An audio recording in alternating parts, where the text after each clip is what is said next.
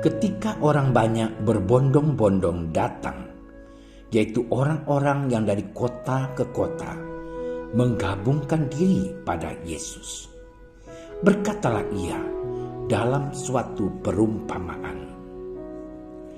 Adalah seorang penabur keluar untuk menaburkan benihnya. Pada waktu ia menabur, sebagian benih itu jatuh di pinggir jalan, lalu diinjak orang, dan burung-burung di udara memakannya sampai habis. Sebagian jatuh di tanah yang berbatu-batu, dan setelah tumbuh, ia menjadi kering karena tidak mendapat air. Sebagian lagi jatuh di tengah semak duri, dan semak itu tumbuh bersama-sama dan menghimpitnya sampai mati. Dan sebagian jatuh di tanah yang baik, dan setelah tumbuh berbuah 100 kali lipat. Setelah berkata demikian, Yesus berseru, "Siapa mempunyai telinga untuk mendengar, hendaklah ia mendengar." Murid-muridnya bertanya kepadanya, "Apa maksud perumpamaan itu?" Lalu ia menjawab, "Kepadamu diberi karunia untuk mengetahui rahasia kerajaan Allah. Tetapi kepada orang-orang lain, hal itu diberitakan dalam perumpamaan, supaya sekalipun memandang, mereka tidak melihat, dan sekalipun mendengar, mereka tidak mengerti." Inilah arti perumpamaan itu. Benih itu ialah firman Allah. Yang jatuh di pinggir jalan itu ialah orang yang telah mendengarnya. Kemudian datanglah iblis, lalu mengambil firman itu dari dalam hati mereka, supaya mereka jangan percaya dan diselamatkan. Yang jatuh di tanah yang berbatu-batu itu ialah orang yang setelah mendengar firman itu menerimanya dengan gembira, tetapi mereka itu tidak berakar. Mereka percaya sebentar saja, dan dalam masa pencobaan mereka murtad. Yang jatuh dalam semak duri ialah orang yang telah mendengar firman itu, dan dalam pertumbuhan selanjutnya mereka terhimpit oleh kekhawatiran dan kekayaan dan kenikmatan hidup, sehingga mereka tidak menghasilkan buah yang matang.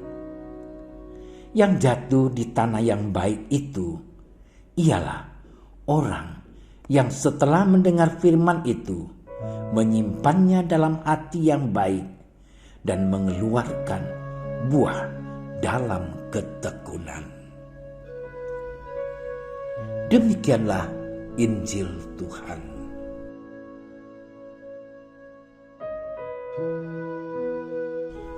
Saudara-saudariku yang terkasih, Injil hari ini berbicara tentang seorang penabur yang keluar untuk menabur benih. Saat dia menabur, benih itu jatuh ke atas berbagai macam tanah, mulai di pinggir jalan. Perumpamaan ini ingin menjelaskan kepada kita seberapa baik kita mendengarkan sabda Tuhan. Perumpamaan ini ditujukan kepada para pendengar sabdanya. Lalu Yesus menjelaskan tipe-tipe orang dalam menerima sabdanya dan menghasilkan buah yang berbeda pula. Saudaraku yang terkasih, ada benih yang jatuh di pinggir jalan, lalu diinjak orang dan dimakan oleh burung sampai habis. Adalah simbol hati seorang pendengar yang keras dan tidak mau menerima sabda, serta tertutup terhadap sabda Tuhan. Mereka menolak dan tidak mau menerima sabda Tuhan karena keegoisan dirinya. Kemudian benih yang jatuh di tanah yang berbatu-batu tumbuh sebentar, lalu layu. Adalah simbol orang yang mula-mula menerima Injil tetapi gagal dan tidak berkembang karena tidak mendapat asupan air. Artinya tidak menerima kesegaran dari sabda Allah sehingga layu dan mati. Orang seperti itu tidak memiliki kedalaman spiritual sehingga segera layu. Sementara benih yang jatuh di tanah yang berduri adalah simbol orang yang mendengar sabda Tuhan, tetapi terhimpit oleh kenikmatan, kekayaan, dan kekuasaan dunia, sehingga tidak memiliki hati untuk sesama. Mereka terhimpit pada kepentingan sendiri, sehingga benih sabda itu tidak tumbuh dan berbuah. Orang seperti itu terlalu sibuk untuk diri sendiri. Ada duri yang menghimpit dirinya sendiri dan mematikan sabda Tuhan. Sementara benih yang jatuh di tanah yang baik adalah gambaran orang yang pikirannya dan hatinya terbuka pada sabda Allah. Orang seperti itu selalu bersedia mendengarkan dan belajar memahami sabda Tuhan serta melaksanakan dalam hidupnya. Orang seperti ini adalah orang yang percaya pada Tuhan dan bersukacita menerima sabda Tuhan. Saudara-saudariku yang terkasih, pada bulan kitab suci ini kita diingatkan untuk lapar dan haus akan sabdanya. Setiap kali Injil dibacakan di gereja, kita mendengarkan seruan, "Berbahagialah orang yang mendengarkan sabda Tuhan dan tekun melaksanakannya." Ada dua hal pokok yang bisa kita renungkan supaya berbahagia, yakni mendengarkan sabda Tuhan dan melaksanakan dalam hidup sehari-hari. Orang yang mendengar sekaligus melaksanakan sabda, itulah yang terpenting. Nah, saudara-saudariku yang terkasih, berapa kali dalam satu hari kita mendengarkan sabda Tuhan? Berapa kali dalam sehari kita melaksanakan sabdanya?